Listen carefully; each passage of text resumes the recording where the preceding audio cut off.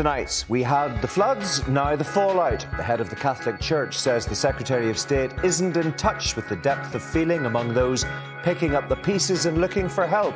I'm joined by two MPs representing some of the most seriously affected areas, and I'll be asking what businesses want to hear from the NIO. And with no sign of progress in the talks aimed at restoring Stormont, we'll discuss the next steps with tonight's panel of editors.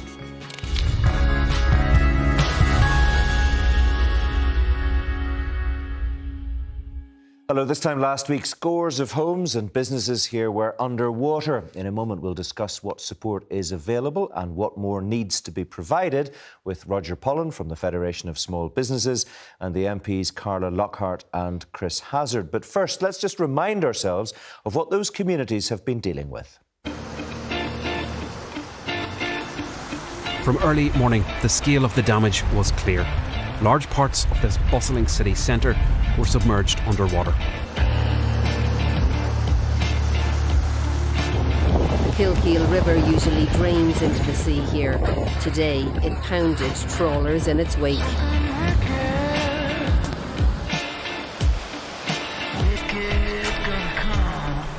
There was no stopping it, it just come from everywhere.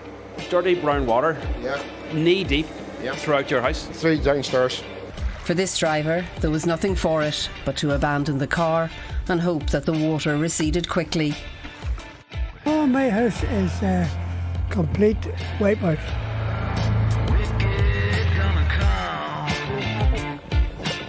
Can you just tell me what you're seeing inside? You don't want to see inside. It's destroyed. I've got people who have paid for their dresses. I need to get them out of the shop. They've got orders in there, so I want to get their stuff safe. You know, I've never faced the like of this in my life. You've worked all your life to make your house as good as you can, and you just come in and it's devastating.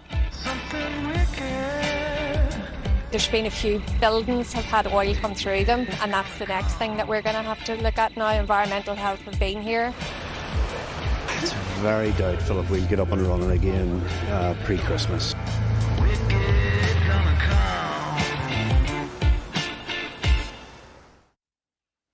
Some stark images from the past week or so. So what are the next steps? I'm joined from Dungannon by the DUP MP for Upper Bann, Carla Lockhart, and in the studio by Roger Pollen from the Federation of Small Businesses and the Sinn Féin MP for Southdown, Chris Hazard. Welcome to all of you and thanks for joining us on the programme. Carla Lockhart, first of all, we'll talk about the issues of businesses in just a moment, but what about the householders in your constituency who are facing huge problems at the moment? Because some of them won't have home insurance. What kind of help, as you understand it, are they being offered? Do you know?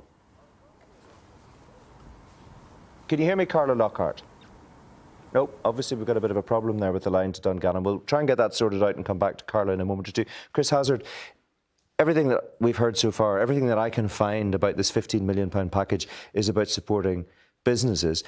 Do you know what homeowners are getting at this stage? Well, it certainly appears at this stage that homeowners will be left to pick up the pieces, much like they have done so before with the help of local councils. You're right, the 15 million so far has been earmarked for business, but still there's a huge amount of uncertainty. There's a lack of clarity around the 15 million. Certainly whenever I was meeting with the Secretary of State this week, I called for him to set out urgently how this money would be distributed to the people most in need.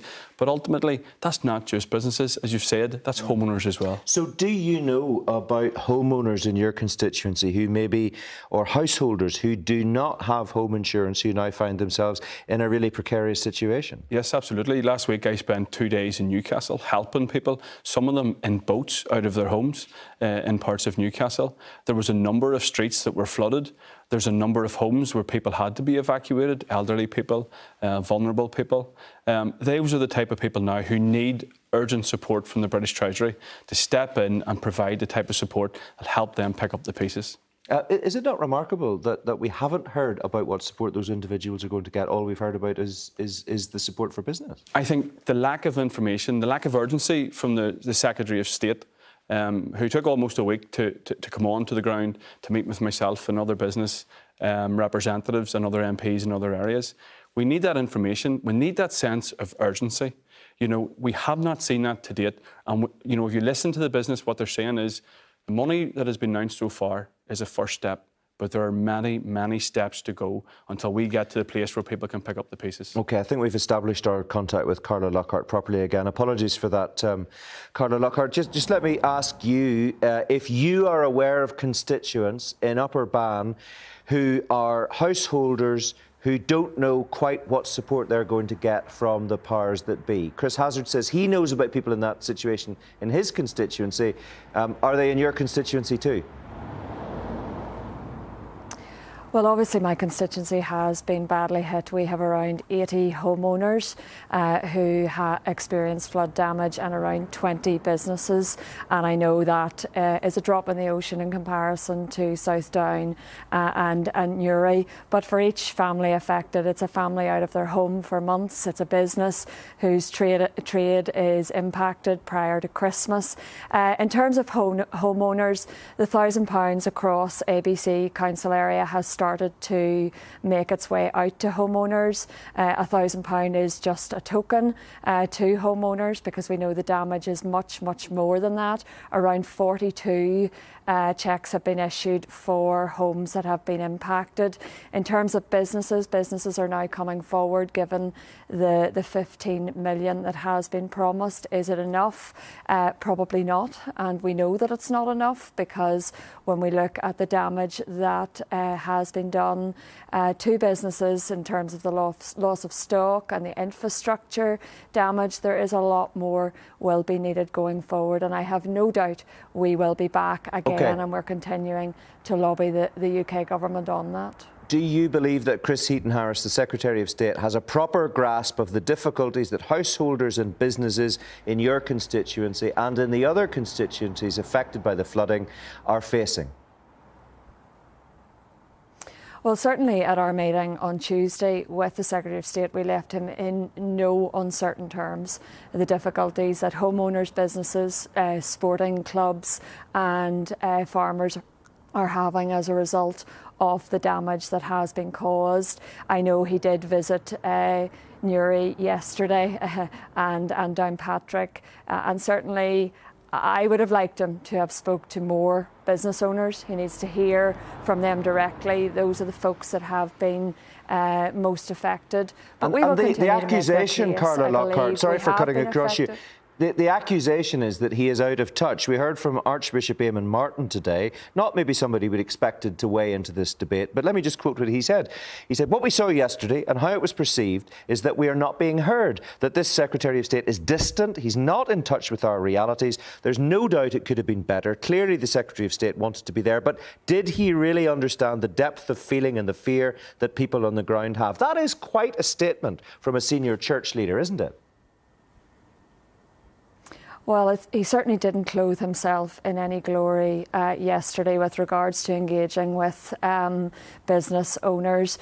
We had Lord Keane today, who I believe brought a different tone. He listened, he talked, and he actually understood. With regards to the Secretary of State, he has worked up this initial package. We will be continuing to work with the Northern Ireland Civil Service and also the Department of Finance in relation to ensuring that this goes right to the heart of the needs of businesses. One size does not fit all, and it's important that we get to those needs. Roger Pollan from the Federation of Small Businesses, I'll ask you what you think of some of that criticism levelled at the Secretary of State in just a moment. But first of all, what about the package that's on the table? £15 million directed at businesses specifically. Does it fall short of the mark, in your view? I don't think it falls short of the mark in that it's only a start.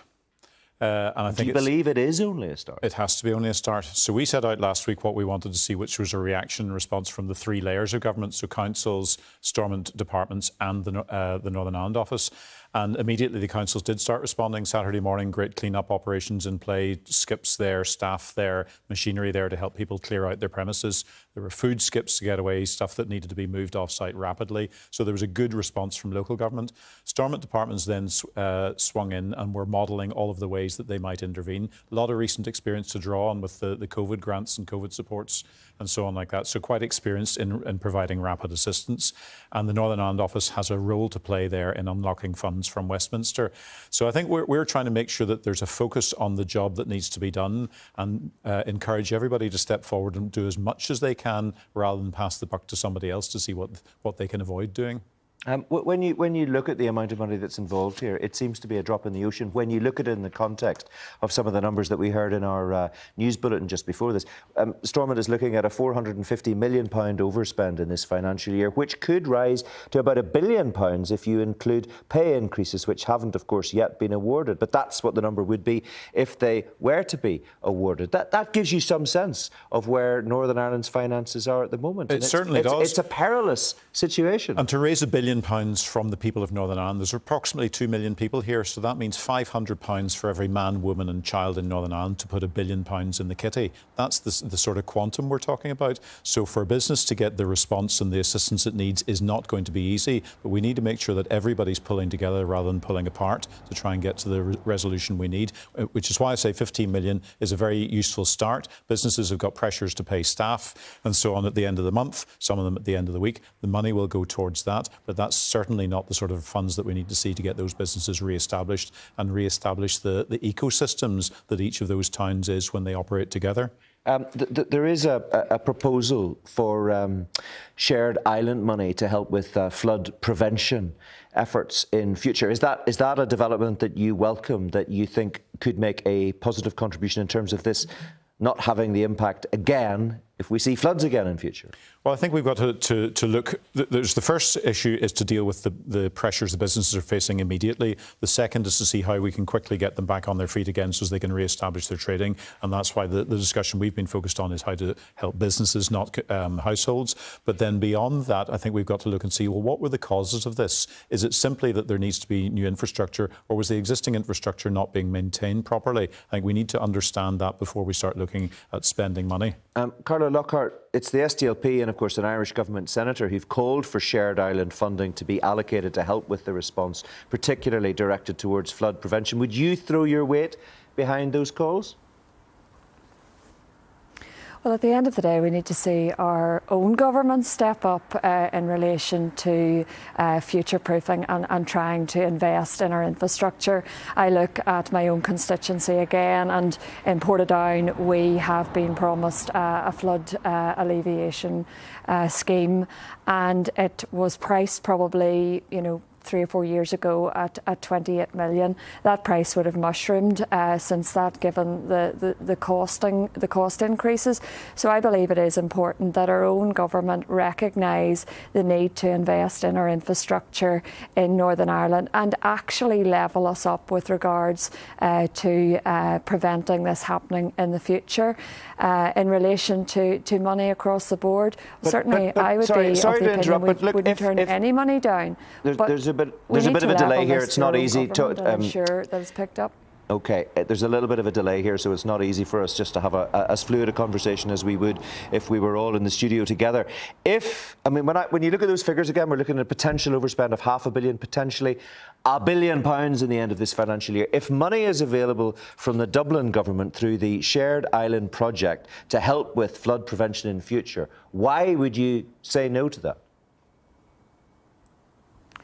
Well, I've said, Mark, in my last response, certainly we want to see businesses protected. Where that money comes from, I certainly wouldn't refuse any money that comes to support my businesses in my area and the community that I represent. So I want to see our businesses protected, but I think there's a real duty on the UK government to step up and recognise that not only do we need money now in the aftermath, but we also need to prevent this from happening in the future. And it's over to them in the first instance to lead and to provide that finance. Chris Hazard, do you think this is a real possibility? And if it is, and it's been suggested by a Fianna Fáil senator and the SDLP, what kind of money do you think could be put on the table? Well, for many years now, cross-border monies, European monies have all went into improving public infrastructure on a cross-border basis. I know that as a Southdown MP, we've benefited from it in Carlingford Lough, and O'Foyle has been the same. I have no doubt that in the years ahead, that type of cross-border funding will be made available and will continue to be made available. But at the moment, that is a distraction. because we are talking about the survivability of local businesses in the towns that we represent. And first and foremost, it is for the British government, the British Treasury and the Secretary of State to put real money on the table. Not a single extra penny has been made available here. The Secretary of State has not come up with a package. To be fair to the heads of our civil service, our departments and our local council, they've been left to do the heavy lifting here. And hard-pressed Stormont budgets, which you've just outlined as well, are now being left to carry the can, which is totally unacceptable. The Secretary of State, the British government, must get real, realise the scale of the emergency. I agree entirely with the Archbishop, and that we need to see support package right now. Carla Lockhart, this is a very particular kind of Secretary of State who's always very quick to say his hands are tied, and the best way for dealing with these issues is for the DUP to call off its Stormont boycott. Do you think your constituents in Upper Bann are more concerned with the Irish Sea border, frankly, at the moment, or with the stench of foul water in their living rooms and kitchens?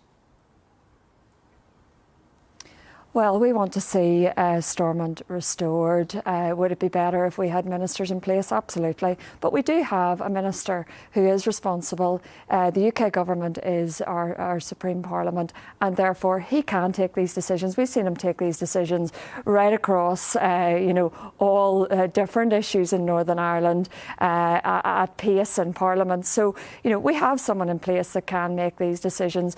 We want to see Stormont returned. Our leader has been very clear on that, but the ball is at the toe of our UK government. They know what they need to do. They need to restore Northern Ireland's place within the United Kingdom's internal market. Does that include money? And we need to... Could the DUP get £500 million that would wipe out this overspend that we're hearing about? Well, certainly the negotiations are in relation to the Windsor framework, but I think there's a recognition from all parties in Northern Ireland that if Stormont was back up and running in the morning, there's not enough money to do what we need to do, to transform our services, to fund our public sector pay workers adequately. So we do need our UK government to step up with transformational money, and also with a change to the Barnett formula to allow our services to actually perform better on a needs base. The DUP have been leading the charge in that, and we will continue to do that. And it will absolutely be on our agenda with regards to any negotiations that are going forward. OK, Roger Pullen, can I just ask you very quickly, from a business perspective, do you believe that having a devolved administration at Stormont would make a difference as far as this kind of issue is concerned, and could help us address that huge overspend that we're talking about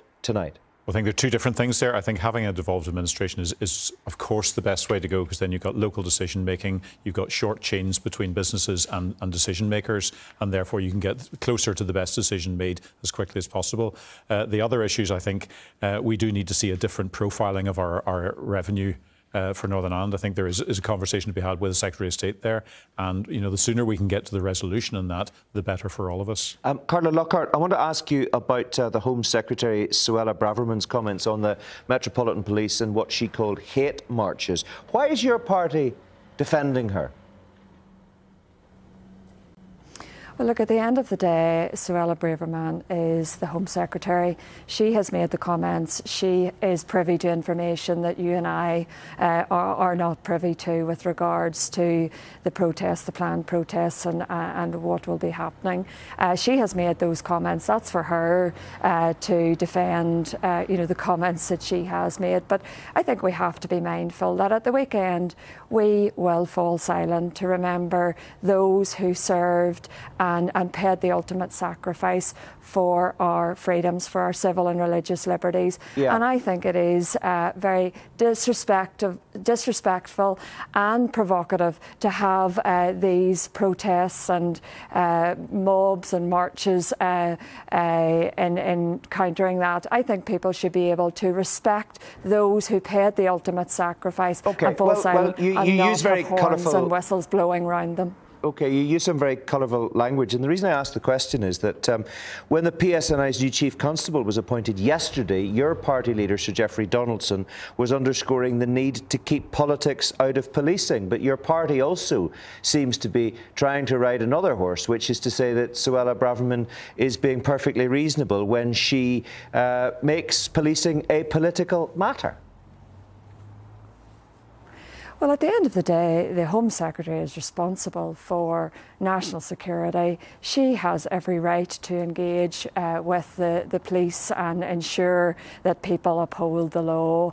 What we see... What about operational independence of the police? She's not responsible for directing the police on the ground. You know that. And protests that are inappropriate. And you know, I look again within my own constituency. I've had dissident Republican marches where people have marched with balaclavas and guns. I want the police to take action. The police should be taking action. We shouldn't see this in our society today. And it is important that the police get that strong message that they do take action on these things. Well, I think the point that some people might make is that the police are actually given the freedom and the capacity to make those decisions themselves. They shouldn't be making decisions under political direction. And that's why Suella Braverman was being criticised in the way that she was over the past 48 hours. Thank you to you, Carla Lockhart. I want to just bring in Chris Hazard. What do you make of the way in which the DUP has been so quick to defend what Suella Braverman's been saying? Well, I think it's farcical, to be honest with you. What the Home Secretary said is reprehensible. Although I don't think anybody is surprised. It's not the first time that she's acted. Are you talking about her comments about hate marches? Yeah, it's not the first time she's acted in such a manner. And again, I think she's displayed the fact that herself and her party and her government are completely out of step with the people here in this island.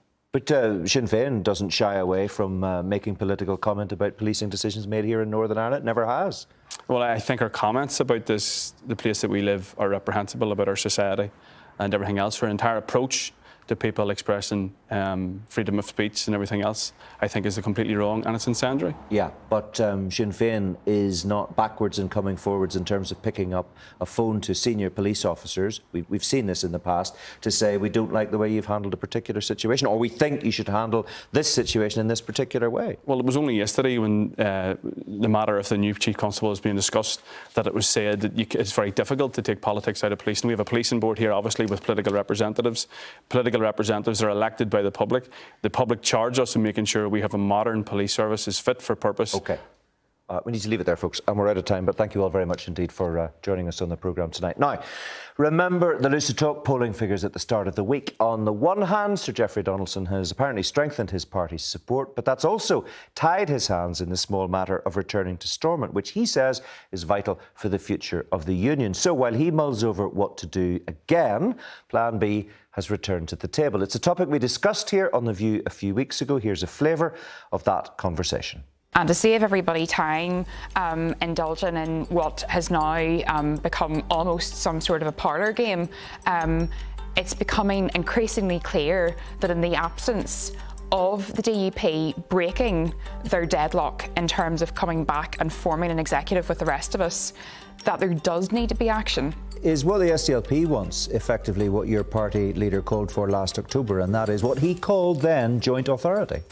Well, joint authority is one way of describing an enhanced role for the Irish government in the absence of devolution. I don't think that's unreasonable or surprising. I mean, are they talking about a direct role in the governance of Northern Ireland, as Leo Varadkar has mentioned, about health and education? No, that's simply not doable. And I think that if we start going down that road where you need to completely renegotiate the Good Friday Agreement, you're having a distraction from the negotiation that needs to be done about Stormont. The missing element here is the fact that London and Dublin are barely on speaking terms. So talking about developing an enhanced partnership is absurd when they can barely work the partnership that's there to be worked already.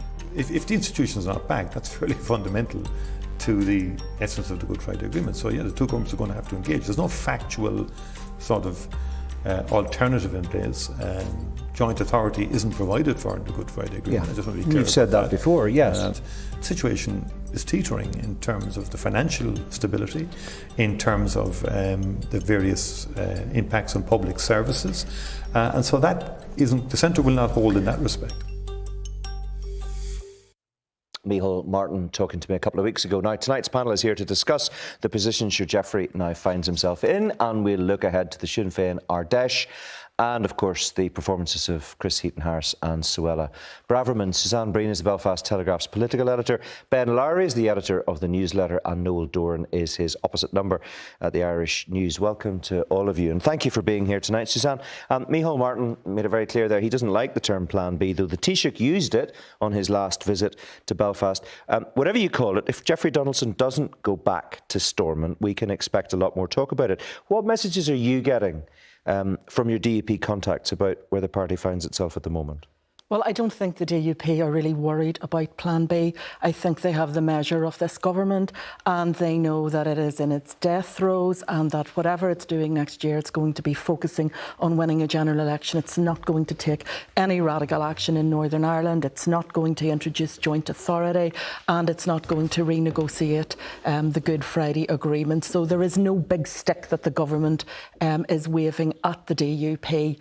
I think DUP headquarters very much do want a deal, that they still want a deal.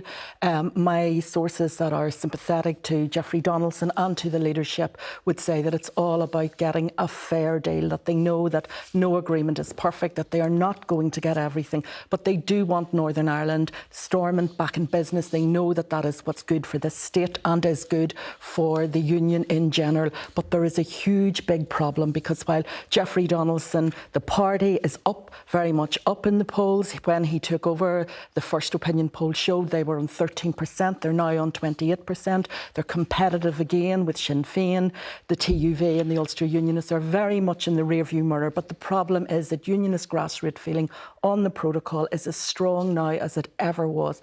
2/3 of unionists say they don't want the DUP back until the protocol is scrapped. That's not changed or significantly altered, but completely binned. And that very much boxes Geoffrey Donaldson in and limits his options. OK, Ben, I wonder what your perspective is on all of this. We'd Paul Given on this programme a few weeks ago saying how a direct rule today under Chris Heaton-Harris is very different to the direct rule we had a number of years ago with the Conservatives and the Labour Party. We had those comments that I quoted earlier from Archbishop Eamon Martin on Chris Heaton-Harris. Repeated criticism from union leaders saying he won't meet them, no matter what the arguments against the Windsor framework might be. How can you make a case for the situation as it currently is at the moment? Can you? I don't think you can make a case for the situation as it currently is. What you certainly can make a case for is that there should have been direct rule and that the 2007 St Andrews restoration of Stormont should not have removed that possibility. It could be brought back in through different legislation. And the reason I say that is not to argue for direct rule necessarily, but to say that this is a dysfunctional political society. It's a wonderful country, it's wonderful opportunities, but anybody who denies that it's dysfunctional and that power sharing between political irreconcilables is dysfunctional is not being realistic.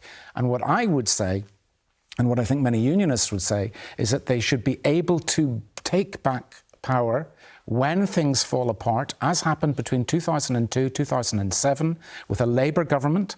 The Irish government wasn't happy about it, but it had no increased say. I would argue that Stormont should have a shadow rule. It should have committees. It should examine that. But obviously the situation to which you refer of civil servants deciding these things is absurd. I would have thought, Noel, we'd have nationalists and Republicans rubbing their hands to hear the editor of the newsletter talking about the dysfunctional nature of government here and describing it as absurd. I don't think it has to be dysfunctional. It clearly has been. When Suzanne says... But it is at the minute, isn't it? It clearly is. Well, as Suzanne says, that the DUP face big problems. I think that's putting it mildly. But it is capable of moving on. And I think when we listen to the church leaders who you referred to earlier, that was a very powerful statement today when they talked about the requirement for an accommodation for the common good. That's surely what we want. And it is within our grasp. It's pretty clear to everybody that that's what Geoffrey Donaldson wants. To a certain extent, the DUP has wrapped itself in the Union Jack, and that seems to have helped it in the polls.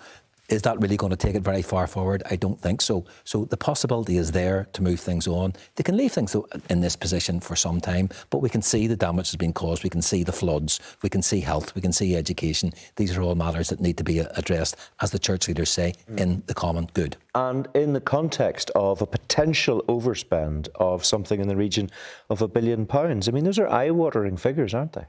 It's a big problem for Chris Heaton-Harris, and is he capable of dealing with our politicians? Well, we noted yesterday he wasn't capable of dealing with the redoubtable Downpatrick publican Bartley Murphy, which wasn't really a good sign as to what might lie ahead. But the figures are not sustainable, and they're going to have to be addressed. Yeah, and we're still, Ben, of course, paying off the 300 million overspend from last year. And who is at the heart of the culpability for this but Stormont? Stormont and by the way, I wasn't saying it is always absurd. I'm saying there is an absurdity to political irreconcilables having to be in power together at all times, as there would be if Bernie Sanders in the United States had to be in power at all times with Donald Trump. That's the absurdity. I'm not writing off the idea of local government at Stormont, but one of the big problems at Stormont, and we saw this tonight, and we see it in every major issue, is one thing the parties agree on, including Irish Republicans, criticising the UK, demanding more money, never accepting any efficiencies, any cutbacks, any new ways of doing things here in Northern Ireland. And I would argue that, of course, Irish nationalists and Irish Republicans are going to be happy with that and join with unionists in criticising London, which is so generous to Northern Ireland. I think unionists need to be wary about that, because it's going to cause, which is a big peril for unionists in London, people to say, we're getting tired of Northern Ireland, as they're also saying in London in many quarters about Scotland, which has a similar approach to demanding money all the time. Yeah, I don't know, you look a bit sceptical, Noel, is that fair? The tremendous generosity of the UK Exchequer as far as Northern Ireland's concerned, a lot of people think it's not as generous as it might be. In fact, the DUP wants the whole funding model to be renegotiated. Yes, I understand where Ben is coming from, but I think the notion that people in London are just starting to get a little bit disillusioned with people over here is not exactly a new development. That's been the case for some time, and it is going to develop. There is enormous frustration there. There's just, people don't understand why we are where we are. They don't understand why it's not being addressed, and they don't understand why there are these persistent delays, and the idea that we might continue until the next general election without this being addressed is really not on. OK, Suzanne, let's talk about the upcoming Sinn Féin Ardèche in Athlone. Could be the last Ardèche, of course, before the next general election in Dublin. A lot of speculation it could be autumn 2024 when that happens. It's likely to be very positive, given the party's lead in the polls, of course, but with all the furore over the Israel-Gaza conflict, that is a difficult tightrope for Sinn Féin to walk, particularly if it's trying to manage its base and attract new voters. Well, I've never seen Sinn Féin under pressure as it has been in recent days over Gaza. The party had a long-standing position of calling for the expulsion of the Israeli ambassador. It held that position when there was nothing like the violence that we have seen in recent weeks. It held that position 2 years ago. It voted for that in Belfast City Council, and yet suddenly Sinn Féin reversed that position. It abstained in votes in Derry and Strabane Council. It abstained in a vote on Mid-Ulster Council, and then it came to Belfast. It did the same. We had the SDLP, we had the Greens and People Before Profit all taking a position that the ambassador should be expelled. And suddenly we really saw a deluge of Sinn Féin supporters, not the usual suspect, but people that are normally There's been a bit of a reverse loyal. ferret on that, though, hasn't there? Yeah, loyal to the party. And there was a reversal because of the roar of Republican grassroots. Sinn Féin was also placed in the very embarrassing position of the Irish Republican Felons Association, which represents thousands of former Republican prisoners coming out and voicing effectively dissatisfaction with its position. They had also People Before Profit leadership issuing a grassroots appeal to Sinn Féin base to basically bring their leadership to a different position. So I think it has opened up a whole debate where people are saying, you know, how authentic are Sinn Féin policies in many issues? Is it really just about wearing the scarf and mouthing the sound bites? And if Sinn Féin is prepared to shift so dramatically and to cast off a position that it held with such ease, if it's doing that in opposition, then what will it be like in government? And will we see real change, or is Sinn Féin just the new Fianna Fáil? Ben, Suzanne highlights a lot of the challenges for Sinn Féin at the moment, and there's no question about that, and a lot of people would agree with what she's just said. But at the same time, you have to see that in the context of the party having the wind in its back, as far as the polls are concerned, north and south of the border. People have a lot of the difficulties with the DUP at the moment are the difficulties of a party that you know, you could say almost enjoyed being in opposition for decades. It's an easy position to be in opposition, and you can be uncompromising. And now Sinn Féin is clearly well ahead in every single poll, clearly going to get the most seats unless there's an earthquake in the Dáil after the next general election in Ireland. And it's having to face up to the fact that suddenly Americans who have stood shoulder to shoulder with the UK, the countries that have been most staunch in their support, even the Labour opposition, even a Democratic president for Israel, will then be noticing more the really anti-Western, I think unionists, people, many people in the right of the spectrum would say, the anti-Western positions that Sinn Féin is adopting. And as Suzanne says, they're so extreme in this, they wanted to expel the Israeli ambassador long before the massacre of Jews by Hamas. OK, Noel, just a very quick word. Is this the banana skin that Sinn Féin's been trying to avoid? There's no doubt that Sinn Féin were in difficulty over Gaza. It's also fairly clear that they have moved fairly decisively in recent days. I don't think Gaza is going to decide the next election in the south. It will be housing, it will be the economy. Sinn Féin is in a very strong position. I had the opportunity to speak to Mary Lou McDonald last week. She's over her health issues. She's very focused on becoming the first Sinn Féin Taoiseach, and there's a very reasonable prospect that that will happen within the next year. Suzanne, we need to talk about Suella Braverman very briefly. Up to tonight, 2 DUP MPs have gone very publicly on the record defending her comments, criticising the Met Police. Carla Lockhart very clearly made that 3 tonight. I struggle to see how people cannot be appalled by Suella Braverman's comments. I mean, this is someone really on the far right. She is more suited, I think, to Donald Trump. This is someone who said she dreamt of sending people on planes to Rwanda, which is different to just a strong immigration policy. She seemed to be taking pleasure in that, and she has effectively criminalised people who are coming out to march in their hundreds of thousands for peace, for a ceasefire. They are not mobs. They are not dissident Republicans marching with guns, as the DUP is saying, and masks and in paramilitary gear in the street. They are people who are severely touched by what they see happening, what they are watching on their television screens of Palestinians being slaughtered. And they have more humanity in their little fingers than Suella Braverman does in her entire body. Do you accept that, Ben? No, I have the opposite view. I think that she's right. By the way, I'm not for banning marches. What I am for is, if we are going to become a society in the UK and Western European countries that talks about hate speech, and then you have Hamas supporters, you can't stop people who are sly and who pretend to be pro-Palestinian and talk about wiping out Israel. I'm talking about Hamas supporters and how they should be stopped. And look at the way the police in England and soon in Northern Ireland treat Christians who pray outside abortion clinics, people who so much as show the Union flag, the national flag. Noel, final couple of sentences to you. Well, Suella Braverman's use of language was so careful. She gave the impression that she was comparing Hamas to the Orange Order. So it's a little surprising to see the DUP expressing some sympathy for her. It is appalling. It is back to Enoch Powell. But things have changed since the days when Enoch Powell was my MP. It's now Chris Hazard. There's a lot of changes along the way. And I think Suella Braverman is not moving with the times. Need to leave it there, folks. Noel, Ben, Suzanne, thank you very much indeed. Just before we go, quick reminder about our Red Lines podcast ahead of this weekend Sinn Féin Ardèche. We've been looking at the party's prospects for power on both sides of the border. You'll find that episode now on BBC Sounds or wherever you get your podcasts. And the Sinn Féin President Mary Lou McDonald will be joining me on Sunday Politics this weekend, which you can see at the later time of 1:15 here on BBC One and on iPlayer. For now, from everyone in the team, thanks for watching. Have a good night from all of us. Bye-bye.